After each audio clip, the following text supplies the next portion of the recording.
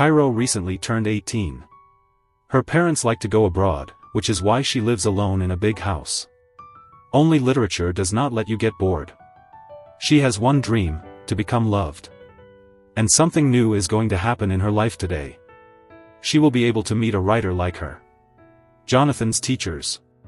He found inspiration in this remote town. Cairo comes to class before everyone else. This surprises Jonathan, and he asks where she lives. They tell each other about their lives. Jonathan is amazed that Cairo has read the entire curriculum. Cairo jokingly replies that she likes it tougher. Then Vinny comes into the office and takes her friend away to talk. While they're gone, Jonathan looks at Cairo's books. Boris distracts him. He immediately realized that Jonathan was reading the girl's book, as its plot was very vulgar. Guys wouldn't read that. By coincidence, Cairo likes to read a book written by Jonathan. He lives with his wife Beatrice, who is also a writer. He tells her that her student is reading his book. The duo starts dancing, but they are distracted by a call from Emmy. A new day is coming. The teachers are relaxing, sitting on a bench, and drinking coffee. Boris wonders if there are ghosts in the forest. A second later, Cairo comes out of the woods and walks right up to the teachers. Boris offers cookies, but Jonathan can't take his eyes off Cairo. A little later, Vinny tries to attract Boris's attention. She bluntly says that she is interested in their communication. Cairo calls her crazy. After school, friends gather together. Cairo admits that it is difficult for her to find a topic for a future book. Vinny suggests reliving a moment that will help in writing the topic. For example, intrigues with teachers. The problem is that none of them had a serious relationship. Vinny wants her first date to be with Boris. Cairo should also understand that Mr. Jonathan looks at her in a special way. But Cairo denies everything. She spends the rest of the day reading Jonathan's book, and during class they can't take their eyes off each other. Jonathan asks her to visit him after class, and Cairo has the same desire in her head, to get all his attention. A little later, Jonathan decides to dance a little, but he is distracted by Cairo. She promises not to reveal his hobbies to anyone. Jonathan suggests going to a poetry club, in case something surprises her. He read her latest work, and he really liked it. Cairo burns with shame and explains what her work was about. Jonathan wants her to write a story in the style of her favorite author. Cairo accepts the assignment, adding that she has read his book in full, after which she repeats some phrases that she liked the most. Jonathan doesn't even know what to say to him. Cairo breaks the awkward pause and apologizes. Suddenly, Vinny comes into the office, and the duo ends the conversation. Today, the teachers and Beatrice visit the cafe, and Vinny works there. Boris makes fun of the girl, and Beatrice wonders how beautiful the girl who has read his book is. He replies that she is very smart and unique. Beatrice decides to declare that Jonathan is not a writer. He chose to work as a teacher. He didn't write another book after that day. Tomorrow, Cairo is attending a writing club. She feels that this day will be very significant for her. Jonathan is glad to see her. A guy comes on stage and reads his work. Jonathan listens to him attentively. But Cairo looks exclusively at Jonathan. Tomorrow she brings coffee to the teachers. Boris shares his cookies.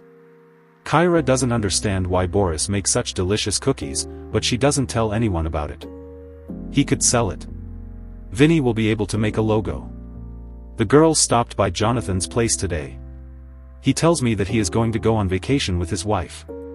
Vinny sees how the Mila duo communicates with each other. And when the teacher comes out, she suggests that Cairo make the first move and seduce Jonathan. Boris interrupts their conversation. He decided to sell cookies. Vinny quickly joins their team. All she needs is his number. That afternoon, Cairo called Jonathan. He promises her that he will stop by her place before leaving. Cairo argues that when love is real, it is quiet and inevitable. A couple of hours later, Jonathan arrives at Cairo. She leaves the house dressed in a white dress. All Jonathan can do is stand and watch her walk towards him. Cairo stops and asks to come to her. Jonathan stands still anyway, and then Cairo takes the first step, followed by a kiss. When he returned home, he kept getting messages from Cairo. Beatrice is annoyed about the room. This forces Jonathan to go to the barn.